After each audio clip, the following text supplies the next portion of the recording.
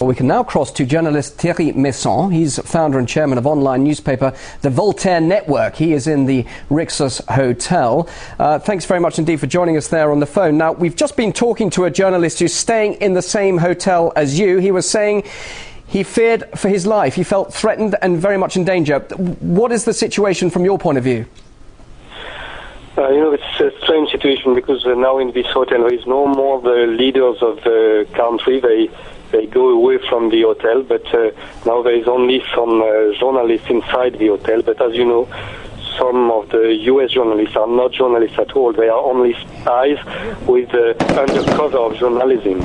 So these people try to kill the others inside the hotel. Now the hotel is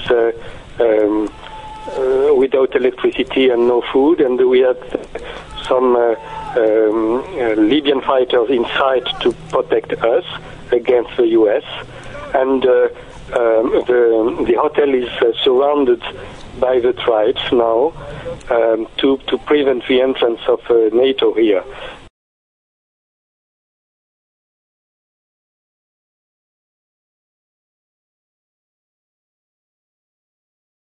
But NATO lose a lot of ground today, especially this afternoon. There was a big counteroffensive from the royal forces, and they ousted the rebels from a great part of the town.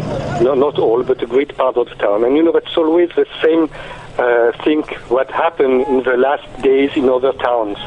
It means that during the night, the NATO is bombing the places, and they arrive after that with Apache helicopters or very heavy helicopters to shoot everybody in the street. And after that, only after that, the so-called rebels enter in the streets. So it's very easy, of course, but the military action is not performed by the so-called rebels, but is performed by NATO. That's why they are doing all the things during the night to hit what are the people doing the action. But in the day, each time we see the reverse. In the day, the loyal forces try to control again the ground, and the rebels are withdrawing. Let me just quickly ask you.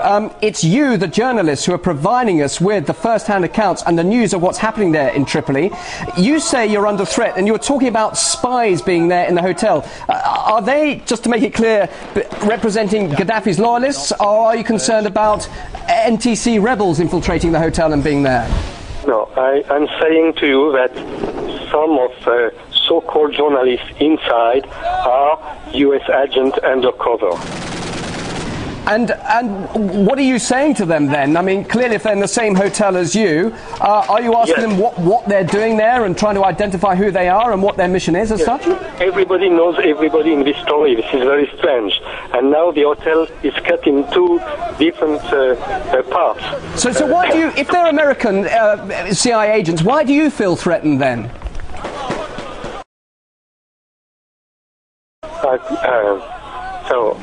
I will not explain you all the details now, but the security shows us a lot of papers from these people. Some are from CIA and MI6. And just briefly and finally, Thierry, it's not all over yet, clearly, in Tripoli. What do you anticipate tonight? Just briefly, what can you, from the sources you're talking to, anticipate happening next? Just briefly. Yes, I think it could be another very, very big fight like last night. Last night it was a tremendous fight.